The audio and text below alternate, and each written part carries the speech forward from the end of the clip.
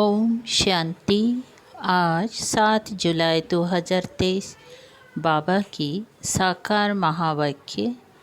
प्यारे बाबा बोले, मीठे बच्चे, अर्थ सहित बाप को याद करने से ही तुम्हारे पाप नाश होंगी, आत्मा पतित से पावन बनेगी। नंबर 1 सब्जेक्ट है याद की। प्रश्न, मनुष्य की अर्जी क्या है और बाप उस अर्जी को कैसे पूरा करते हैं? उत्तर है, मनुष्य बाप से अर्जी करते हैं, ओ गॉडफादर, हमें पापों से मुक्त करो। जो ओ रहम दिल बाबा, रहम करो। बाबा सभी की अर्जी सुनकर स्वयं आते हैं और पापों से मुक्त होने की युक्ति बताते हैं। बच्चे, तुम मुझे याद करो। सिर्फ बाप की महिमा गाने से कोई फ़ायदा नहीं, चरित्र गाने नहीं है, लेकिन राजयोग सीखकर चरित्रवान बनना है। गीत भोलानाथ से निराला। ओम शांति। यह महिमा किसकी सुनी? बिगड़ी को बनाने वाले की। आदि मध्य अंत की नॉलेज सुनाने वाला वह है ऊंच ते ऊंच। जब कोई समझने के लिए आते हैं तो हमेशा उनको पहली बात समझानी है कि ऊंचे ते ऊंच भगवान गाया जाता है। ऊंचे ते ऊंच उनका नाम भी है।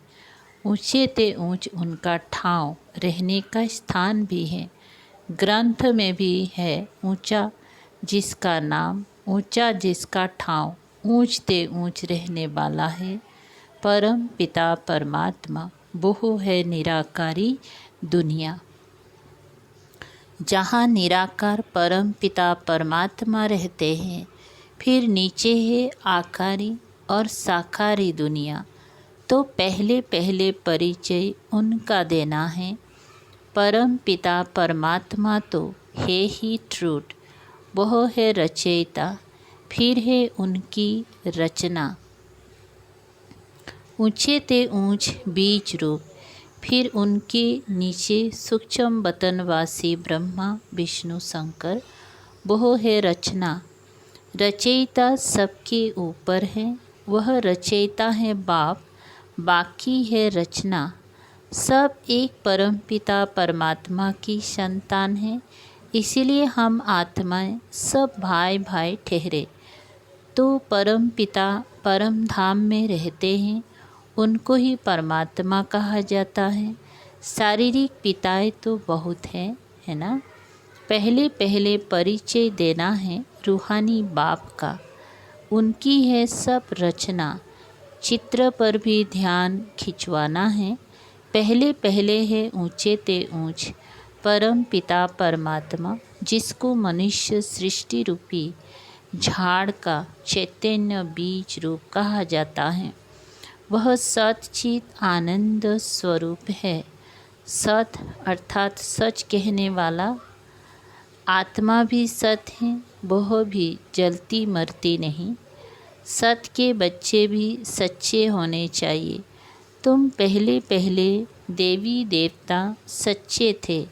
सचखंड स्थापन करने वाला सच्चा बाबा है। ऐसे नहीं कि परम पिता परमात्मा झूठखंड स्थापन करते हैं, नहीं। सचखंड था, फिर यह भारत झूठखंड बना है। सच्चा है परम पिता परमात्मा। पतित बनाने वाले को सच्चा नहीं कहेंगे, और सब है झूठे। 5 विकार रूपी माया रावण झूठा बनाती है। राम सच्चा, रावण झूठा है। राम सच्चा, रावण झूठा है। रावण ही भारत को झूठा बनाते हैं। कहानी सारी भारत पर है। समझाना है भारत स्वर्ग था, अब नरक है। बाप को स्वर्ग बनाने वाला व स्वर्ग का रचयिता कहा जाता है। महिमा भी भारत की है। आदि मध्य अंत का ज्ञान तुमको सुनाते हैं। जिससे तुम त्रिकालदर्शी बनते हो। इसको कहा जाता है स्वदर्शन चक्र। तुम जानते हो कि हम आत्माएं फिर से परम पिता परमात्मा से वर्षा ले रही हैं। गाया भी जाता है, आत्माएं और परमात्मा अलग रहे बहुकाल, अभी यह मिलन बहुत सुंदर मंगलकारी है। तुम पहले पहले बाप का परिचय देते हो। रचयिता बाप को सर्वव्यापी कहने से फिर यह सिद्ध नहीं होता कि हम सब बच्चे हैं। बच्चे ऐसे नहीं कहेंगे कि हम सब परम पिता परमात्मा हैं। सर्वव्यापी कहने से बाप के साथ वह लव नहीं रहता, ना बुद्धि योग रहता है। भारत का प्राचीन योग मशहूर है। वास्तव में बुद्धि का योग लगाना है बाप से। सर्वव्यापी हैं तो फिर योग किससे लगाएं? क्या अपने आप से लगाएं? कोई अर्थ ही नहीं निकलता। यहाँ तो तुम अर्थ सहित जानते हो। बाप खुद कहते हैं, मेरे साथ योग लगाने से तुम्हारे विकर्म विनाश होंगी। विकर्म तो होते ही रहते हैं। संपूर्ण कर्मातीत अवस्था अंत में होगी। जब ज्ञान का अंत होगा तब रिजल्ट निकलेगी। स्कूल में भी कोई किस सब्जेक्ट में तीखे जाते हैं, कोई किस में तीखे जाते हैं। सहज सब्जेक्ट है याद की। बाप को याद किया जाता है। याद से फिर आत्मा अच्छी होगी, बर्तन साफ होगा। आत्मा जो इम्प्योर बनी है वह प्योर बनती जाएगी। ऊंचते ऊंच बाप आकर पढ़ाते हैं और ऊंचते ऊंच पद प्राप्त कराते हैं। तुम मनुष्य से देवता बनते हो।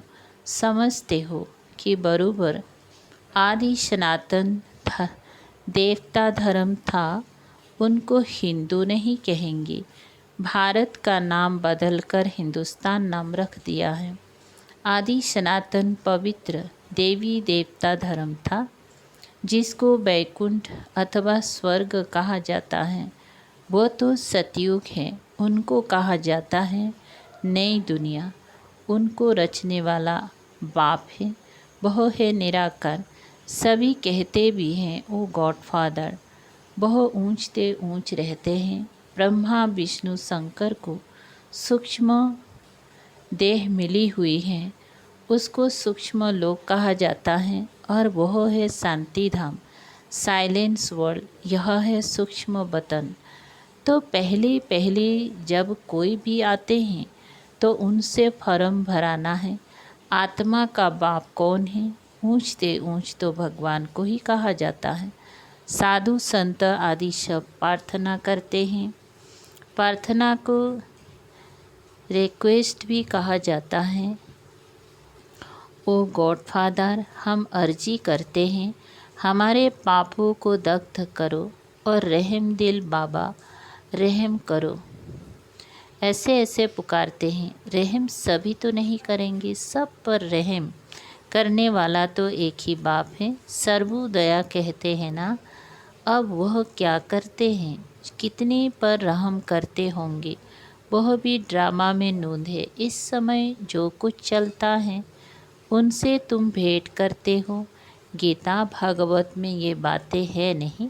गीता है ज्ञान, बाकी चरित्र आदि की तो कोई दरकार नहीं। स्टूडेंट टीचर के चरित्र गाते हैं क्या? मास्टर के बैठ महिमा करने से कोई भी फ़ायदा नहीं। बाप की सिर्फ महिमा करना, वह ज्ञान का सागर है, सुख का सागर है। इससे कुछ भी मिलता नहीं है। अभी तुम बच्चे समझते हो कि बाबा हमको राजयोग सिखलाए, त्रिकालदर्शी बनाता है, अर्थात तीनों कालों और तीनों लोकों की नॉलेज देता है। तो तुम मास्टर त्रिलोकी के नाथ भी कहला सकते हो, त्रिकालदर्शी भी कहला सकते हो। बरोबर हम तीनों लोकों को जानने वाले नाथ बनते हैं। यह राजयोग है। हम बादशाह बन रहे हैं, बनाने वाला बाप है। पारसनाथ कहते हैं ना, वह है लक्ष्मी नारायण। भल उन्हों के मंदिर हैं, लेकिन मनुष्य जानते नहीं कि यह कौन है। लक्ष्मी नारायण है पारसपुरी के नाथ। पारसपुरी सतयुग को कहा जाता है। तुम यह जानते हो कि बरूबर श्री कृष्ण के हीरे जवाहर के महल थे, पारसनाथ थे। तो पहले पहले यह समझाओ कि यह मानते हो कि सभी का रचयिता बाप है। ब्रह्मा विष्णु शंकर का भी वह रचयिता ठहरा। पहले तो यह निश्चय करो कि वह बाप स्वर्ग का रचयिता है। स्वर्ग में आदि सनातन देवी देवता धर्म वाले थे। उन्हों को यह नॉलेज कब मिली? बाप कहते हैं कि मैं कल्प कल्प संगम युगे आता हूँ नॉलेज देने। बरूबर तुम सतयुग आदि के पारसनाथ बन रहे हो। कितनी फर्स्ट क्लास नॉलेज है।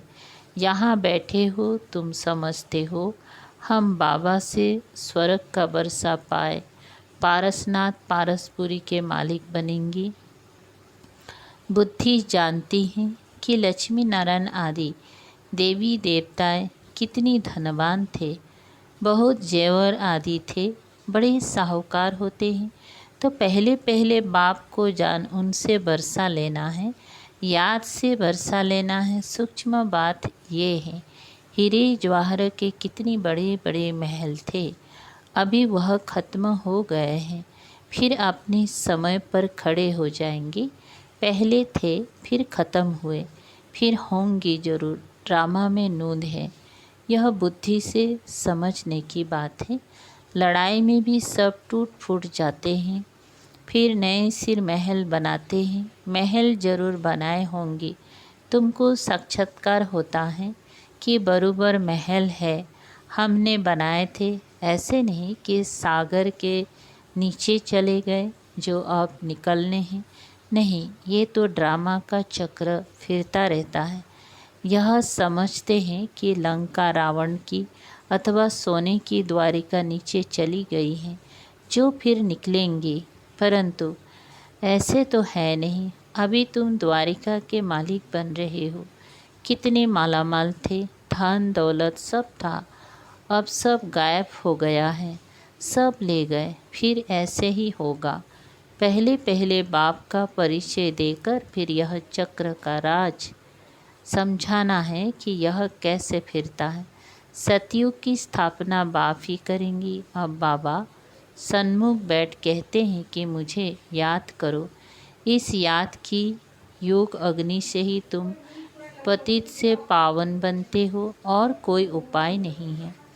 योग अग्नि से आत्मा पतित से पावन बनती है। पतित पावन बाप ही आकर पावन दुनिया स्थापन करते हैं। फिर तुम गंगा के लिए क्यों कहते हो कि यह पतित पावनी है? जब तब गंगा स्नान आदि करना, ये सब भक्ति मार्ग की सामग्री है। भक्ति मार्ग पहले अव्यभिचारी था, फिर व्यभिचारी बना।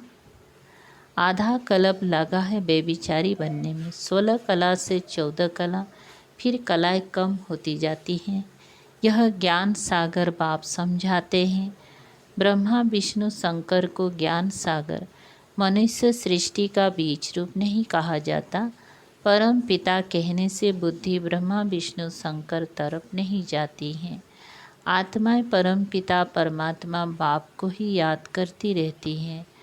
जब उन्हों को दुख होता है, सतयुग में सुख है तो कोई भी पुकारता नहीं। अब आत्माएं जानती हैं कि आधा कल्प से दुख पाया है, अभी फिर स्वर्ग में जाएंगी, वहाँ कोई भी दुख नहीं। इसलिए सतयुग में बाबा को याद करने की दरकार नहीं पड़ती। ड्रामा अनुसार बाबा हमको सुख का बरसा देकर ही जाएंगे। जब मनुष्य जब बूढ़े होते हैं तो वानप्रस्थ में जाकर बैठते हैं, गुरु करते हैं। यहाँ तो बाप स्वयं आकर सतगुरु बनते हैं। कहते हैं कि तुम सबको साथ ले जाऊंगा। ऐसे और कोई भी कह ना सके। साथ में तो कोई भी नहीं ले जाएंगी। हर एक को पुनर्जन्म जरूर लेना पड़े, पाठ में तो आना ही है। मैं तो घड़ी घड़ी जन्म नहीं लेता हूँ। अगर मैं भी घड़ी घड़ी जन्म लूँ तो तमु प्रधान बन जाऊँ। आत्मा ही इम्प्योर बनती है, आत्मा में खाद पड़ती है। गोल्डन एज, सिल्वर एज अक्षर अभी है, बरोबर अभी आयरन एज है। अब संगम है, बाप को जरूर आना ही है। पुरानी सृष्टि को नया बनाना यह बाप का ही काम है। बाप ही पतित पावन है, अर्थात सृष्टि को बदलने वाला है। सृष्टि का रचयिता नहीं, बदलने वाला है। रचने वाला कहने से मनुष्य समझते हैं बड़ी प्रलय होती है। पतित पावन अक्षर ठीक है, साधु लोग भी गाते हैं पतित पावन सीताराम। ऐसे तो कभी नहीं कहते कि पतित पावनी गंगा। पतित पावन कहने से बुद्धि परमात्मा की तरफ चली जाती है। गंगा नदी तो वहाँ भी होती है, परंतु वहाँ सब चीज़ें सतु प्रधान हो जाती हैं। गंगा भी सतु प्रधान, यहाँ तो तमो प्रधान है। फ्लाड्स कर देती हैं, गावड़े को डुबो देती हैं। ब्रह्मपुत्रा कितनी गांव को डुबो देती हैं। यह है ही दुखधाम। सतयुग में थोड़े ही दुख भोगेंगे, वहाँ तो कायदेशीर अपना रास्ता लेकर चलेगी। यहाँ रास्ता छोड़ देती हैं, कभी किस तरफ चली जाती है। वहाँ 5 तत्व सतु प्रधान होने कारण जल भी कभी दुख नहीं देता, यहाँ जल भी दुख देता। पहले तो यह समझना है कि स्वर्ग का सुख देने वाला कौन है। जरूर बाप ही होगा। अभी तो नरक है, बाबा आया है। हम प्रजापिता ब्रह्मा के बच्चे, ब्रह्मा कुमार कुमारियाँ हैं। प्रजापिता ब्रह्मा हो तब नई सृष्टि रचे। मनुष्य से देवता किए करत न लागी बात। किसने किया? परम पिता परमात्मा ने। श्री कृष्ण तो स्वयं देवता है। बाप ही आकर मनुष्यों को देवता बनाते हैं। यह तुम अभी जानते हो, आगे तो सिर्फ गाते थे। मनुष्य से देवता किए, जानते नहीं थे कि सतयुग किसने स्थापन किया, रचयिता कौन है। सतयुगी सृष्टि फिर कलयुगी बन जाती है। तो तुम बच्चे समझ गए हो कि ये बड़ा मंडवा है, आकाश तत्व का, इसमें खेल होता है। ओपन स्टेज चाहिए ना। मनुष्य पाठ बजाते हैं तो रोशनी भी चाहिए। इसके लिए फिर सूरज चांद सेवा करते हैं, सितारे भी चमकते हैं। जब रात होती है तो रोशनी अर्थात सुख देते हैं, इसीलिए सूर्य देवता चांद देवता कहते हैं। रोशनी आदि का सुख देते हैं ना। अच्छा, मीठे मीठे सिकल थे बच्चों प्रति माता पिता बाप दादा का याद प्यार और गुड मॉर्निंग। रूहानी बाप के रूहानी बच्चों को नमस्ते। हम रूहानी बच्चों की रूहानी बाप दादा को याद प्यार, गुड मॉर्निंग और नमस्ते। शुक्रिया बाबा। सार है नंबर पहला, ड्रामा की चक्र को यथार्थ रीति समझकर पुरुषार्थ करना है।